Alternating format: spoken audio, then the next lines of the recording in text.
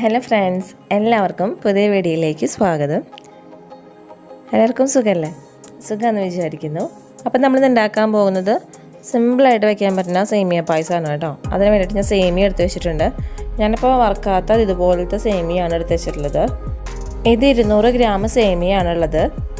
അപ്പോൾ എങ്ങനെയാണ് നമുക്ക് സേമിയ പായസം ഉണ്ടാക്കുന്നത് നോക്കാം. അതിന് വേണ്ടിയിട്ട് ആദ്യം ഈ സേമിയ ചെറിയ ചെറിയ കഷ്ണങ്ങളായിട്ട് പൊടിച്ചെടുക്കണം.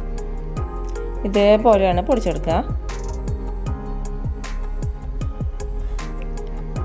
പൊടിച്ചെടുക്കുമ്പോൾ ശ്രദ്ധിക്കണം എന്താ വെച്ച് കഴിഞ്ഞാൽ ഭയങ്കരമായിട്ട് പൊടിയായിട്ട് പൊടിച്ചെടുക്കരുത്.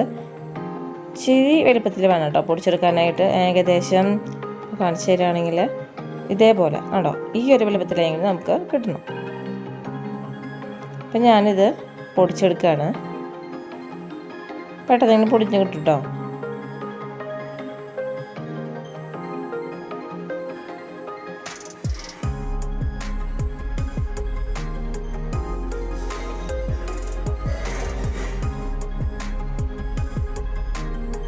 അപ്പോൾ ഇതേപോലെ പൊടിച്ചെടുത്തതിന് ശേഷം ഞാൻ കാണിച്ചു തരാം. അപ്പോൾ സേമിയ എല്ലാതും പൊടിച്ചെടുത്തിട്ടുണ്ട് കേട്ടോ. ഇതേപോലെ പൊടിച്ച് വെച്ചിട്ടുണ്ട്. ഇനി ഇതിലെങ്ങാനും വലിയ കഷ്ണങ്ങളുണ്ടെങ്കിൽ ഇതേപോലെ ജസ്റ്റ് ഒന്ന് 2 കൈ കൊണ്ട് പിടിച്ചിട്ട് ഒന്ന് ക്രഷ് ചെയ്ത് കൊടുത്താൽ മതി. അപ്പോൾ അത് പൊടിഞ്ഞു വന്നോളും. അപ്പോൾ സേമിയ എല്ലാതും നല്ലപോലെ പൊട്ടിച്ചെടുത്തിട്ടുണ്ട്. ഏകദേശം കണ്ടോ, ഇതേപോലെ പൊടിച്ചെടുത്തിട്ടുണ്ട്. എല്ലാതും ഒരേ വലുപ്പത്തിൽ പൊടിച്ചെടുത്തിട്ടുണ്ട് കേട്ടോ. ഇനി ഇത് വറുത്തെടുക്കാനായിട്ട് നോക്കാം കേട്ടോ. സേമിയ വറുക്കാൻ വേണ്ടിയിട്ട് ഞാൻ ചീഞ്ചിട്ട് അടുപ്പത്ത് വെച്ചിട്ടുണ്ട്. ചീഞ്ചിട്ട് ചൂടായി വന്നിട്ടുണ്ട്. ഇതിലേക്ക് സേമിയ ഇട്ട് കൊടുക്കാം. സേമിയ വറുത്തെടുക്കുമ്പോൾ എപ്പോഴും നല്ല പോലെ ആ ബ്ലാക്ക് ഷെയ്ഡ് വരുന്ന പോലെ ആക്കരുത്. ചെറുതായിട്ടൊന്ന് നിറം മാറുമ്പോഴേക്കും നമുക്കിതിൻ്റെ ഫ്ലെയിം ഓഫ് ചെയ്യാം കേട്ടോ. അങ്ങനെ ചെയ്യുമ്പോഴാണ് പായസത്തിൽ സേമിയ കാണാനും ഭംഗിയുണ്ടാവുക. ഭയങ്കരമായിട്ട് കറുത്ത് പോയി കഴിഞ്ഞാൽ കാണാൻ രസം ഉണ്ടാവില്ല. അപ്പോൾ അതിലിരിക്കാൻ വേണ്ടിയിട്ടാണ്. ജസ്റ്റ് ഒന്ന് കളർ ഷെയ്ഡ്, ഇതിൻ്റെ ഷെയ്ഡൊന്ന് മാറുമ്പോഴേക്കും കണ്ടോ, ഇത് എപ്പോഴുണ്ടല്ലേ ഇതിൽ എല്ലാത്തിൻ്റെ ഷെയ്ഡ് ജസ്റ്റ് ഒരു വെള്ള ഷെയ്ഡ് വന്നു തുടങ്ങിയിട്ടുണ്ട്. അപ്പോൾ ആ ഒരു ഷെയ്ഡ് ആകുമ്പോഴേക്കും നമുക്കിത് എടുക്കാം. അപ്പോൾ സേമിയ ഷെയ്ഡ് മാറി വന്നിട്ടുണ്ട്, ഇതായിട്ടുണ്ട്. ഞാൻ അതിൻ്റെ ഫ്ലെയിം ഓഫ് ചെയ്യാണ്. പിന്നെ ഇതൊക്കെ വറുത്തെടുക്കുന്നത് ഹൈ ഫ്ലെയിമിലാണ് കേട്ടോ, ലോ ഫ്ലെയിമിലല്ല ഞാൻ ചെയ്തിട്ടുള്ളത്. അപ്പം ഞാൻ ഇതിൽ വേറൊരു പ്ലേറ്റിലേക്ക് പകർത്തിയെടുക്കുകയാണ്. അപ്പോൾ സേമിയ പായസം ഉണ്ടാക്കാനായിട്ട് ഞാൻ 4.5 പാല് പിഴിഞ്ഞ് വെച്ചിട്ടുണ്ട് കേട്ടോ. ആണല്ലോ, 1-ാം പാല്, 2-ാം പാല്, 3-ാം പാല്, ഇങ്ങനെ 3 പാല് എടുത്ത് വെച്ചിട്ടുണ്ട്. നാളികേരപ്പാലിലാണ് ഞാൻ സേമിയ ഉണ്ടാക്കുന്നത് കേട്ടോ. ഭയങ്കര ടേസ്റ്റാണ്. പശുമ്പാൽ ഉണ്ടാക്കുന്നത് വേറൊരു ടേസ്റ്റ്, നാളികേരപ്പാൽ ഉണ്ടാക്കുമ്പോൾ വേറൊരു ടേസ്റ്റ്. അപ്പോൾ ഞാൻ നാളികേരപ്പാലിലാണ് സേമിയ പായസം ഉണ്ടാക്കിയെടുക്കുന്നത്. അപ്പോൾ അതിന് വേണ്ടിയിട്ട് ഞാൻ 1-ാം പാലില്ലേ അതിൽ 4 ഏലക്കായ ജസ്റ്റ് ഒന്ന് ഇടിക്കല്ല് ഇടിച്ചിട്ടൊന്ന് ഇട്ട് കൊടുത്തിട്ടുണ്ട് കേട്ടോ. അപ്പോൾ നമ്മൾ സേമിയ ഇത് വറുത്ത് വെച്ചിട്ടുണ്ട് കണ്ടില്ലേ. ഈ ഒരു ഷെയ്ഡിലാണ് ഞാൻ ഓഫ് ചെയ്തിട്ടുള്ളത്. ചീഞ്ചിട്ടില്ല, അപ്പോൾ കറക്റ്റ് കാണിച്ചു തരാൻ പറ്റുന്നില്ല. ആ ഷെയ്ഡ് കണ്ടില്ല, വലിയ ഷെയ്ഡ് മാറിയിട്ടില്ല. ഇങ്ങനെ കിടക്കുമ്പോഴാണ് കാണാൻ ഭംഗിയുണ്ടാവുക പായസത്തിൽ. അപ്പോൾ പായസം ഉണ്ടാക്കാൻ വേണ്ടിയിട്ട് ഞാനൊരു പാത്രം അടുപ്പത്ത് വെച്ചിട്ടുണ്ട് കേട്ടോ. അതിലേക്ക് കുറച്ച് വെള്ളം, 1 കപ്പ് വെള്ളം ഒഴിച്ചു കൊടുത്തിട്ടുണ്ട്. ഈ 1 കപ്പ് വെള്ളത്തിലാണ് ഞാൻ സേമിയ വേവിച്ചെടുക്കുന്നത്. ഇനി നമ്മൾ വറുത്ത് വെച്ചിട്ടുള്ള സേമിയയിലെ അതിട്ട് കൊടുക്കാം. അപ്പോൾ വെള്ളം ചൂടായി വന്നിട്ടുണ്ട്. ഇതിലേക്ക് വറുത്ത് വെച്ചിട്ടുള്ള സേമിയ ഇട്ട് കൊടുക്കുകയാണ് കേട്ടോ.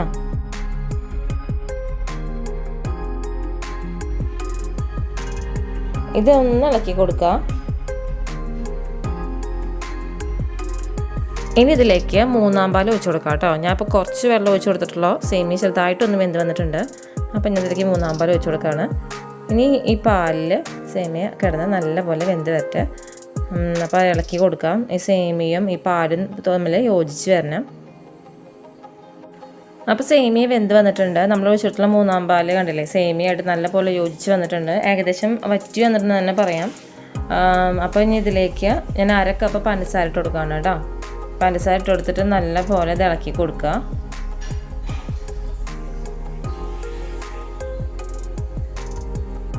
ഇനി സേമിയ ഈ പഞ്ചസാരയിൽ കിടന്നിട്ട് ഒന്നിങ്ങനെ വഴന്ന് വരട്ടെ.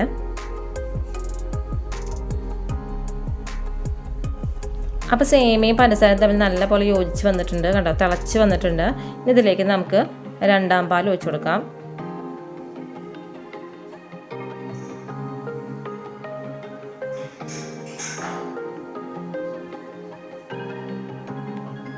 എന്നിട്ടിത് നല്ല പോലെ ഇളക്കി കൊടുക്കുക.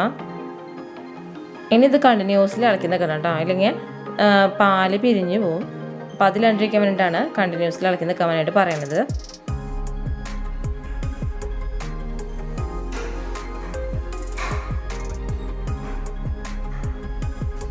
ഇതിലേക്ക് ഒരു നുള്ളു ഉപ്പിട്ട് കൊടുക്കുക കേട്ടോ. എന്നിട്ട് വീണ്ടും ഇളക്കി കൊടുക്കുക. അറിയാലോ ഉപ്പിട്ട് കൊടുക്കുന്നതെന്ന് വെച്ചാൽ എല്ലാത്തിലും ഉപ്പിട്ട് കൊടുക്കും. ഉപ്പിടാത്ത ഓരോരോ പലഹാരം എന്ന് പറയുന്നത് അലുവ മാത്രമാണ് കേട്ടോ. നല്ലപോലെ ഇളക്കി കൊടുക്കുക.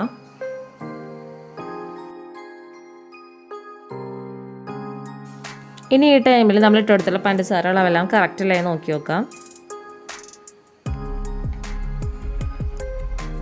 ഞാൻ നോക്കിയപ്പോൾ അളവെല്ലാം കറക്റ്റാണ്. ഇപ്പം ഞാൻ ഇട്ട് കൊടുത്തുള്ള പഞ്ചസാര എനിക്ക് കറക്റ്റാണ്.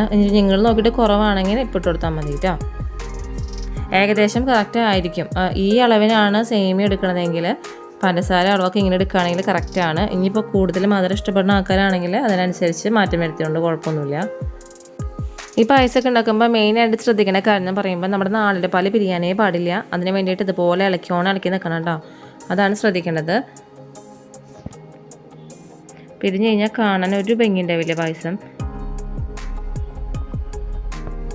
അപ്പോൾ ഇതേ രണ്ടാം പാൽ ഇത് തിളച്ച് വന്നിട്ടുണ്ട്. ഇളക്കി കൊടുക്കുകയാണ്, എന്നാലും കണ്ടില്ലേ തള വരണണ്ടില്ലേ. അപ്പോൾ ഇങ്ങനെ തള വന്നു കഴിഞ്ഞാൽ നമുക്കിതിലേക്ക് ഇനി ഒന്നാം പാൽ ഒഴിച്ച് കൊടുക്കാം കേട്ടോ.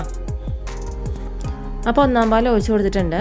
ഇനി ഇത് കണ്ടിന്യൂസ്ലി നേരത്തെ പറഞ്ഞ പോലെ ഇളക്കി നിൽക്കുക, ഇല്ലെങ്കിൽ പിരിഞ്ഞു പോവും. അപ്പോൾ അത് ശ്രദ്ധിക്കുക കേട്ടോ. പിന്നെ പരമാവധി നമ്മുടെ ഒന്നാം പാൽ ഒഴിച്ചിട്ട് ചെറുതായിട്ട് തള വരുന്ന പോലെ കണ്ടു കഴിഞ്ഞാൽ പെട്ടെന്ന് നമുക്ക് ഫ്ലെയിം ഓഫ് ചെയ്യാം. ജസ്റ്റ് ഒന്ന് പാല് ചൂടായി വന്നാൽ മതി. നല്ല പോലെ ചൂടായി വരണം.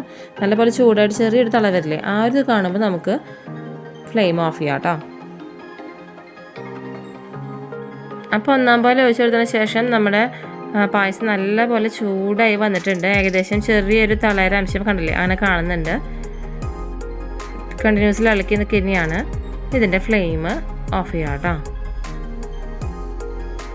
ശ്രദ്ധിക്കേണ്ട കാര്യം എന്താണെന്ന് വെച്ച് കഴിഞ്ഞാൽ ഇതിൻ്റെ ഫ്ലെയിം ഓഫ് ചെയ്താലും ഒരു 5 മിനിറ്റ് നമുക്കിതിങ്ങനെ ഇളക്കി നിൽക്കാം. കാരണം എന്താ വെച്ചാൽ നമ്മുടെ പാത്രമൊക്കെ നല്ല ചൂടായിട്ടാണ് ഇരിക്കുന്നുണ്ടാവുക. അപ്പം നമ്മൾ പെട്ടെന്ന് ഇങ്ങനെ ഇളക്കി നിർത്തി കഴിഞ്ഞാൽ പായസം പെട്ടെന്ന് പിരിഞ്ഞു പോകും. അപ്പോൾ അതിലാണ്ടിരിക്കാൻ വേണ്ടിയിട്ടാണ് ഒരു 5 മിനിറ്റ് ഓഫ് ചെയ്തതിന് ശേഷം ഇളക്കി കൊടുക്കാമെന്ന് പറയുന്നത് കേട്ടോ.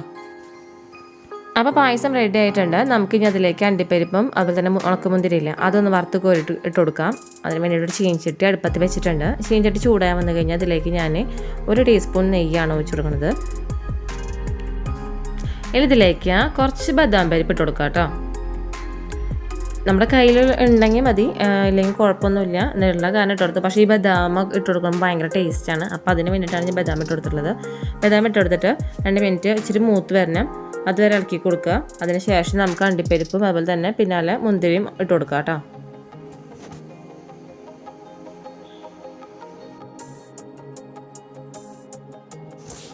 അപ്പോൾ ഇതായി വന്നിട്ടുണ്ട്. ഇനി നമുക്കിത് പായസത്തിലേക്ക് ഒഴിച്ചു കൊടുക്കാം കേട്ടോ.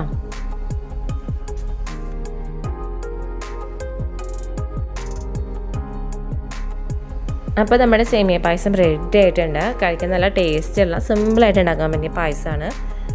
അപ്പോൾ എല്ലാവരും ഇത് ഉണ്ടാക്കി നോക്കി നോക്കണം. 4 പാലിലാണ് ഉണ്ടാക്കണമെങ്കിലും ഭയങ്കര ടേസ്റ്റിനൊരു കുറവില്ല കേട്ടോ. നല്ല ടേസ്റ്റുള്ള ഒരു പായസമാണ്. പശുമ്പാലിൽ വയ്ക്കുമ്പോൾ സേമിയ പായസത്തിന് വേറൊരു ടേസ്റ്റും 4 പാലിൽ വയ്ക്കുമ്പോൾ വേറൊരു ടേസ്റ്റാണ്. ശ്രദ്ധിക്കേണ്ട കാര്യം എന്ന് വെച്ചാൽ എപ്പോഴും 4 പാൽ വെച്ചതിന് ശേഷം നല്ല പോലെ ഇളക്കി നിൽക്കണം, ഇല്ലെങ്കിൽ അത് പിരിഞ്ഞു പോകും. അപ്പോൾ അതൊന്ന് ശ്രദ്ധിച്ചാൽ മതി. അപ്പോൾ എല്ലാവരും ഇത് ഉണ്ടാക്കി നോക്കി നോക്കണം. ഇങ്ങനെ ഉണ്ടാക്കിയിട്ടില്ലെങ്കിൽ ഇങ്ങനെ ഉണ്ടാക്കി നോക്കിയിട്ട് ഇഷ്ടമായെങ്കിൽ ഫീഡ്ബാക്ക് കമൻറ്റ് ചെയ്യാൻ മറക്കരുത്. അപ്പോൾ എല്ലാവർക്കും ഈ വീഡിയോ ഇഷ്ടമായെങ്കിൽ ലൈക്ക് ചെയ്യുക, ഷെയർ ചെയ്യുക, കമൻറ്റ് ചെയ്യുക, സബ്സ്ക്രൈബ് ചെയ്യുക. സബ്സ്ക്രൈബ് ബട്ടണടുത്തുള്ള ബെല്ലൈക്കണിൽ ക്ലിക്ക് ചെയ്യാൻ മറക്കരുത്. അപ്പോൾ വരുന്ന ഓൾ ബട്ടണിൽ ക്ലിക്ക് ചെയ്യുകയാണെങ്കിൽ ഞാനിടുന്ന പുതിയ വീഡിയോസിൻ്റെ നോട്ടിഫിക്കേഷനൊക്കെ ഞങ്ങൾക്ക് കിട്ടുന്നതായിരിക്കും കേട്ടോ. അതുപോലെ തന്നെ ഇതുവരെ എൻ്റെ ചാനൽ സബ്സ്ക്രൈബ് ചെയ്തിട്ടില്ലെങ്കിൽ സബ്സ്ക്രൈബ് ചെയ്യാൻ മറക്കരുത്. അപ്പോൾ എല്ലാവർക്കും പുതിയൊരു വീഡിയോ വരുന്നവരെ നന്ദി, നമസ്കാരം.